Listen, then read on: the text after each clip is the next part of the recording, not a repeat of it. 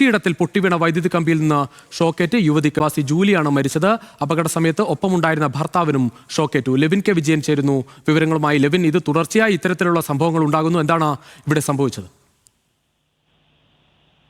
രുചീഷ്, ഇന്ന് രാവിലെ 9 മണിയോടുകൂടിയാണ് അപകടം നടക്കുന്നത്. വടക്കാഞ്ചേരി കുണ്ടന്നൂരിൽ വെച്ച് വീട്ടിൽ വെച്ചാണ് അപകടം നടന്നത്.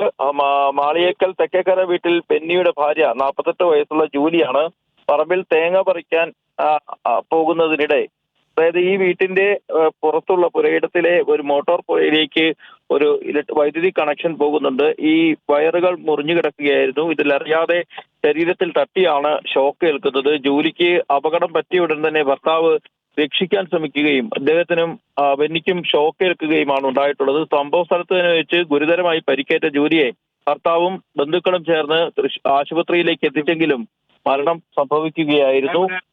ഗുരുതരമായി തന്നെ പരിക്കേറ്റിട്ടുണ്ട്. പറമ്പിലെ മോട്ടോർ പുരയിലേക്ക് പോയ വയറിൽ നിന്നുമാണ് ഷോക്ക് ഏറ്റിട്ടുള്ളത്. ദാരുണമായ സംഭവമാണ്. 48 വയസ്സുകാരിയാണ് ജൂലി. ഭർത്താവ് ജോലിക്ക് പോകുന്നതിന് മുൻപ് അദ്ദേഹത്തെ യാത്രയാക്കുന്നതിനും അതോടൊപ്പം പറമ്പിലേക്ക് ഇറങ്ങിയതായിരുന്നു ജൂലി. സുജീഷ്. ശരി ലെവിൻ.